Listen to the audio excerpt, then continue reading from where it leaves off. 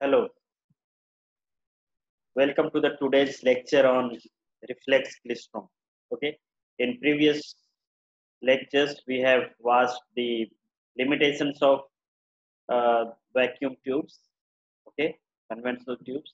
Then we watched the uh, tubes which can be operated at the micro frequencies. Then we discussed the two cavity klystron amplifier. Now, today we will discuss the reflex klystron. So, what is reflex klystron? So, reflex klystron is nothing but uh, an oscillator. Okay? So, it is basically an oscillator. So, few questions I will ask before starting the explaining reflex klystron.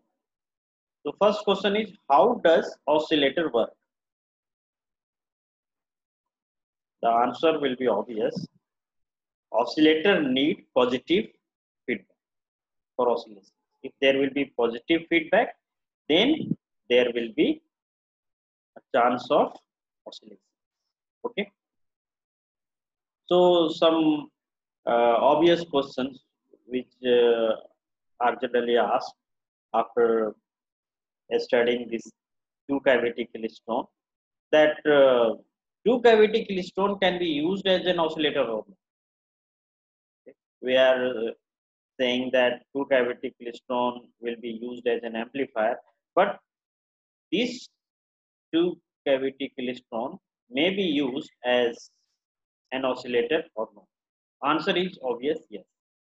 Two cavity klystron may be used as an amplifier, but there are certain limitations. The first problem is that an oscillation, as oscillation frequency changes, we need to readjust the resonant frequencies of the two cavity klystron. Okay, thus the size of the cavity needs to be changed accordingly. So, but to change the size of the cavity is a very difficult problem, and there are two cavity, so size of both the cavity has to be changed, and the size of the two cavities should be exactly equal.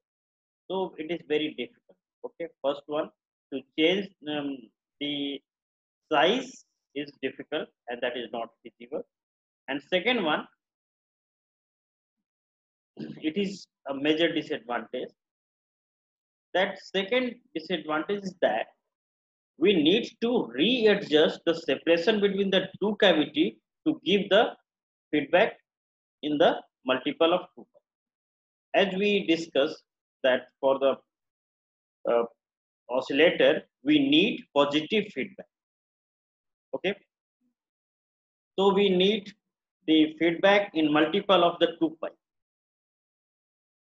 So how can we get the regenerative feedback? Means the feedback could be in the multiple of 2 pi. So it is a very problematic thing. So we will have to adjust the separation between the two cavities. So to fix the cavities is at different separations every time when we want the feedback in multiple of 2 pi. It is a very difficult task. Okay, so because of these two problems, okay, two cavity klystron oscillator is formed, amplifier is not amplifier is constructed. Okay, but oscillator is not constructed. Okay, two cavity amplifier will be obvious, but oscillator we do not do. Okay, so how these reflex klystron solve this problem, these two above problems? So the in reflex klystron, there is a single cavity. There is a single cavity. So if we will have to change the size of the cavity, then there is a single cavity. Okay, and there is a repeller voltage to provide the constructive feedback. As frequency changes, by the change of repeller voltage, we can provide the positive feedback. That is very, very simple. Okay, so positive regenerative feedback in the multiple of 2 pi. As the frequency is changing, we will just adjust the repeller voltage, and regenerative feedback will be provided to the same cavity. Okay, thus reflex klystron oscillator is constructive, but two cavity klystron oscillator is not constructive. So these are the obvious questions which generally students ask, or if this question is obvious to come in the student's mind, that why we could not use those two cavity klystron as an oscillator. So this is the reason. Okay, so now we'll see the reflex klystron work. Okay, so this is reflex klystron. Okay, so the working of the klystron oscillator is somewhat similar to the two cavity klystron amplifier up to this level, up to the cavity. Okay, its working is also based on the velocity and current modulation, and that was also in the case of two cavity klystron amplifier. But here modulation, velocity modulation and bunching process is different from the we have saw in the previous lectures, the bunching process in two cavity klystron. Here that is different. Okay, so two cavity klystron klystron amplifier is made up of electron gun. Okay, so this is electron gun. This is the cathode, and this, from here the electron come out. Okay, and here it is a focusing anode, accelerating anode.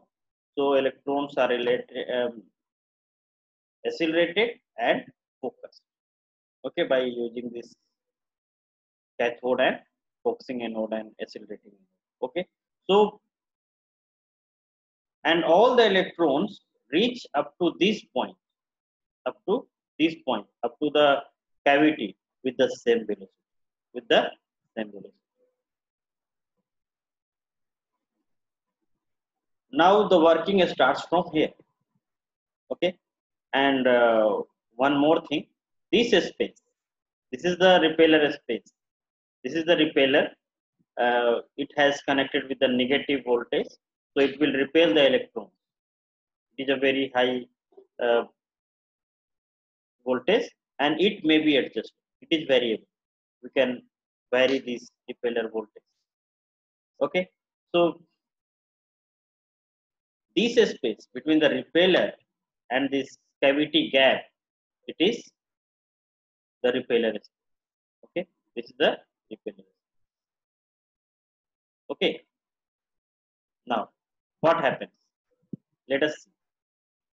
And here it is some voltage that is given to this cavity.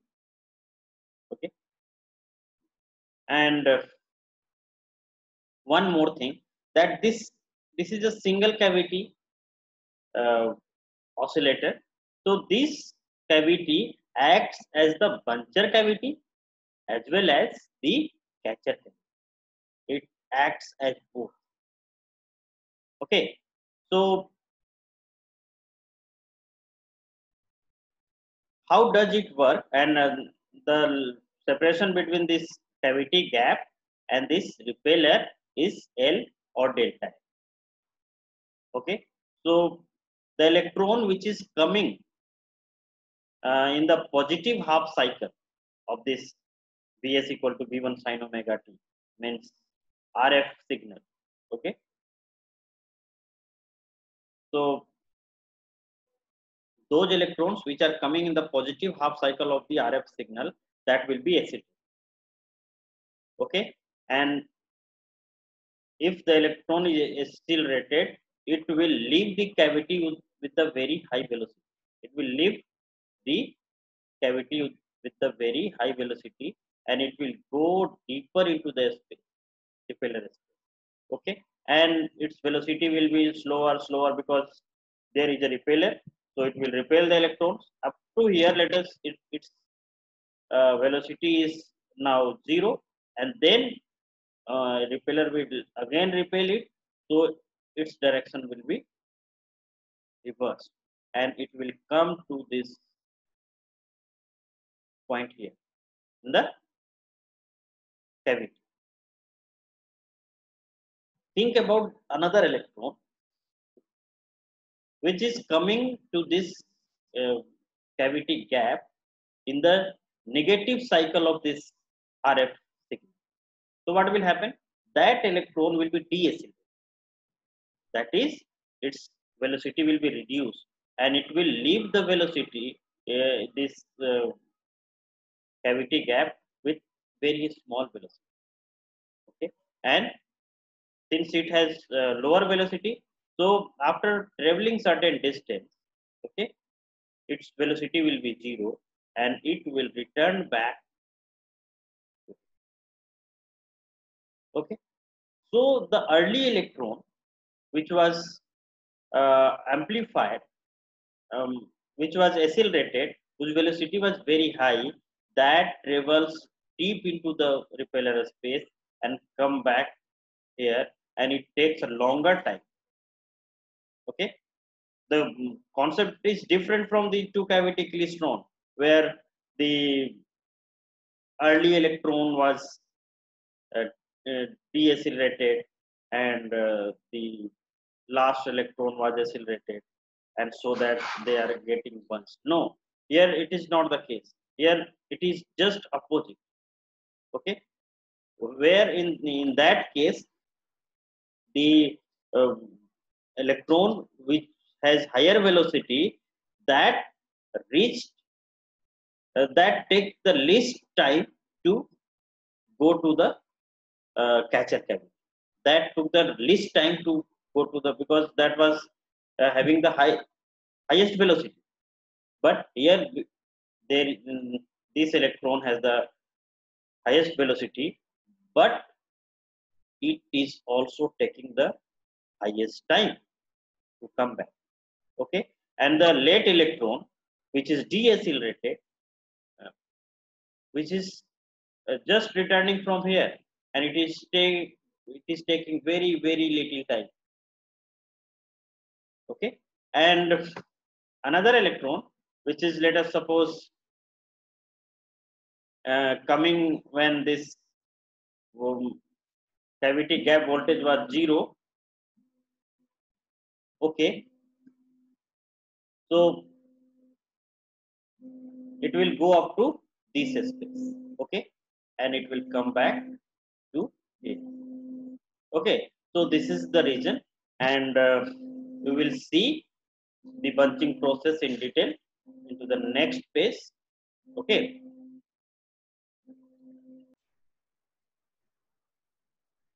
so here we will see the bunching process.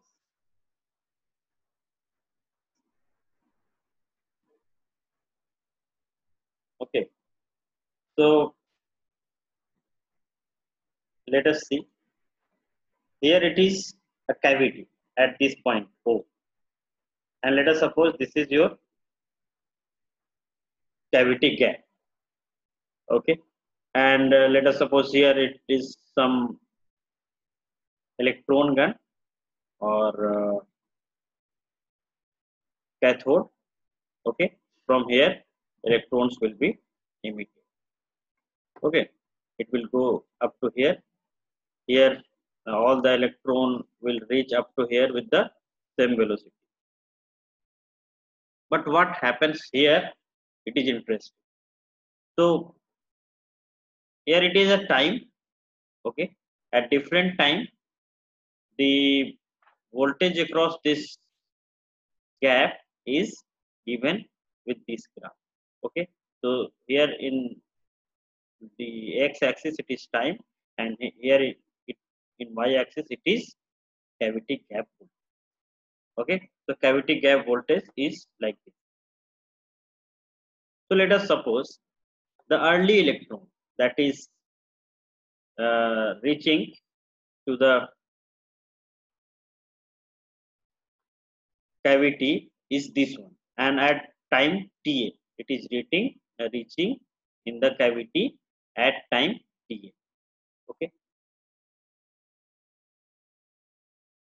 And since it is uh, it has entered in the cavity gap in the positive half cycle, okay, so it will be accelerated, so its velocity will also be, okay. And this is the repeller, okay, this is nothing but the repeller, okay. So this is repeller, this one is the repeller. So as this it has the very high velocity, early electron has the high velocity because it has accelerated.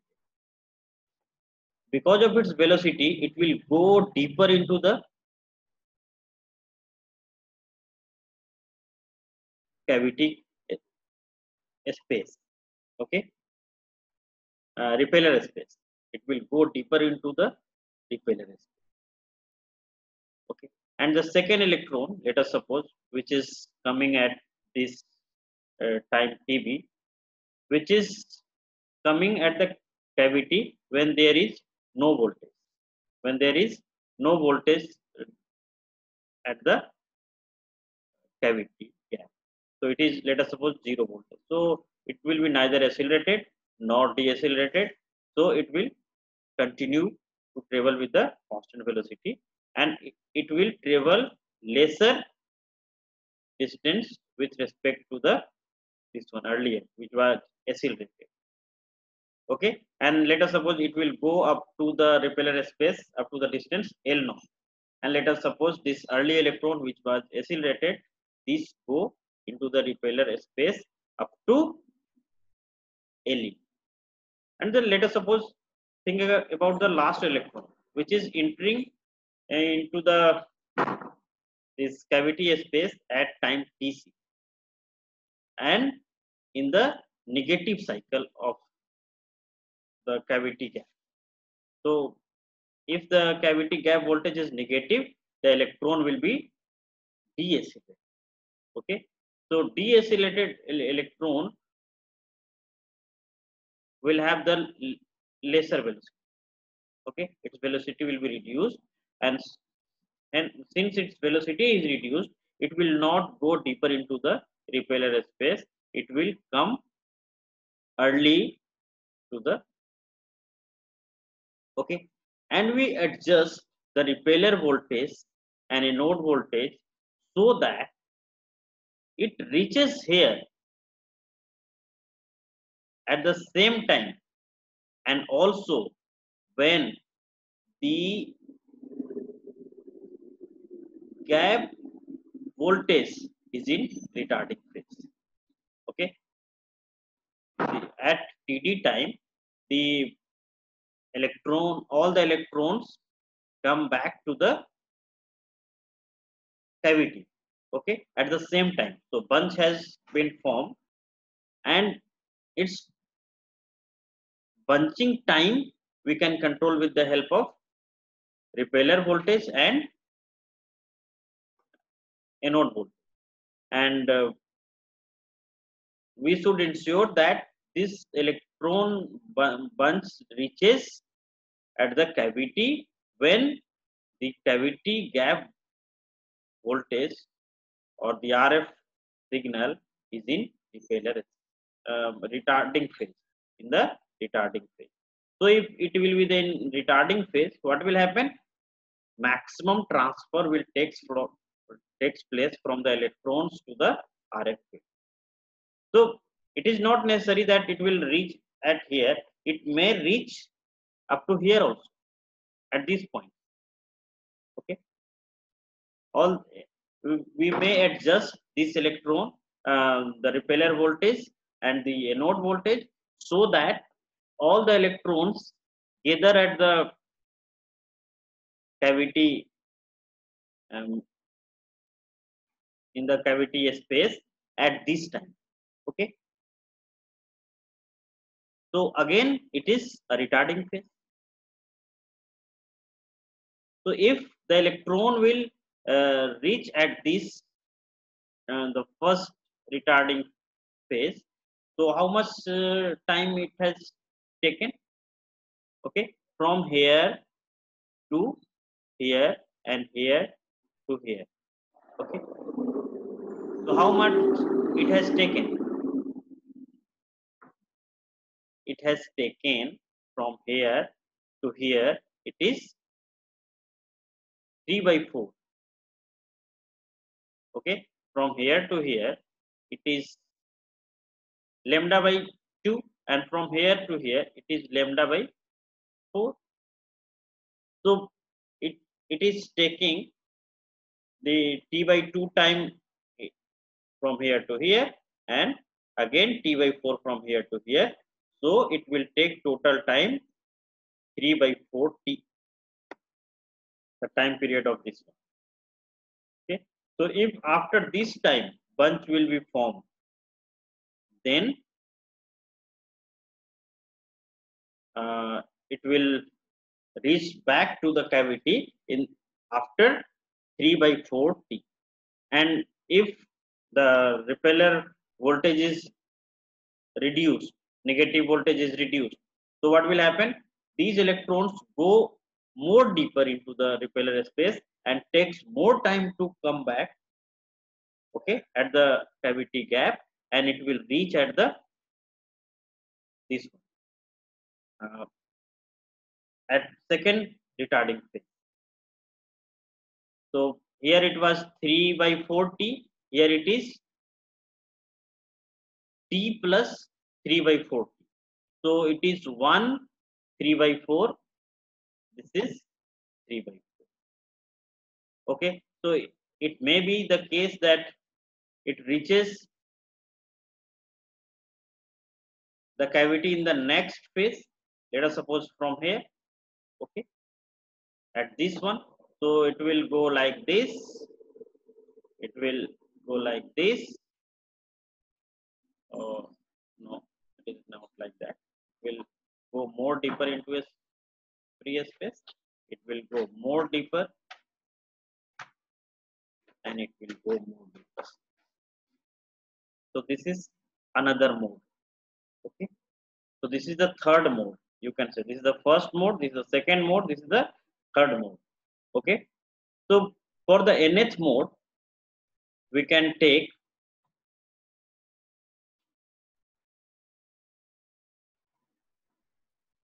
like this. The modes will be n plus 3 by 4. Okay. So in the first mode, n is 0. So that was only 3 by 4, and it when n is 1, that is 1 3 by 4, and in the another mode it is 2 3 by 4, depending upon how many times or after how many cycles it reaches back to the cavity gap. Okay, so if it reaches back after one cycle, two cycle, it will be like, okay.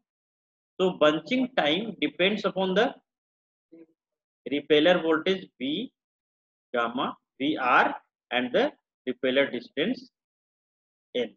So we can adjust this VR and L to get the elect the bunch these electrons at the cavity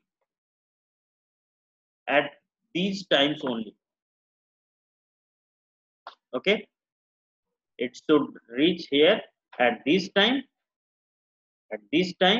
or it may reach at this time.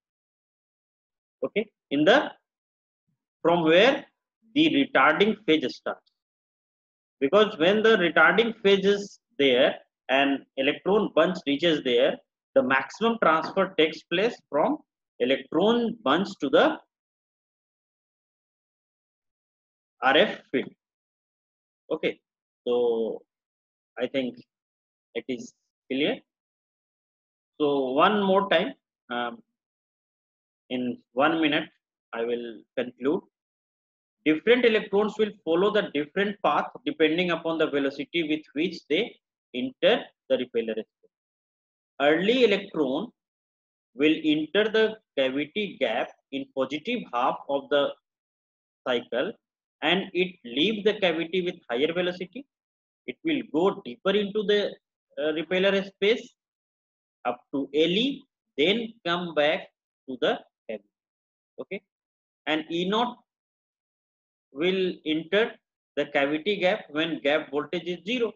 So it's leaves the velocity with the same velocity. So it will travel lesser distance than the EE electron into the repeller space as shown in the figure. Okay, here. And last one, this electron, this electron, the late electron will enter the cavity gap in the negative cycle, and it gets deaccelerated, its velocity gets reduced, and because its velocity is lowest, so it will travel the into the repeller space least. So this electron, the late electron, will travel up to here, up to this much. Okay, up to Ln. Okay, and it will take least time from here to here only. Okay, it is taking only this much of time to come back to the cavity, and this electron whose velocity is slightly higher, it will take slightly more time to come back to the cavity, and early electron which was accelerated, which leaves the cavity with the highest velocity, it will take the longest time to come back to the cavity. But all these electrons will come to the cavity at the same time, and bunching will be done at the center of the cavity gap. Okay, and also it should bunch or reach at the cavity when the retarding phase of the RF field starts. So its bunch should be at this point, at the maximum when the field is maximum, and it's started decreasing. So at here, or at, and so on. Okay, so I think you must have understood about this one, and bunching process and working of the repeller oscillator. Okay, so there is a regenerative feedback, and we got the uh, oscillated signal. Means now our target to design the oscillator was completed successfully. Okay, now specifications of the reflex klystron, range up to which this reflex klystron may be constructed is from 1 gigahertz to 20 gigahertz, and tuning range will be 5 gigahertz at 2 watt to 30 gigahertz at 100 megawatt, and power output will be from 2.5 10 milliwatt to 2.5 watt, and theoretical efficiency is 22.7%, and the practical efficiency is very very low, that is 10 to 20%, but it was 40% in the two cavity klystron, but that was amplifier, and this is nothing but the um, oscillator. One more thing I would like to say, that where these electrons go? There is no collector here. So where these electrons will go? Okay, so let us see.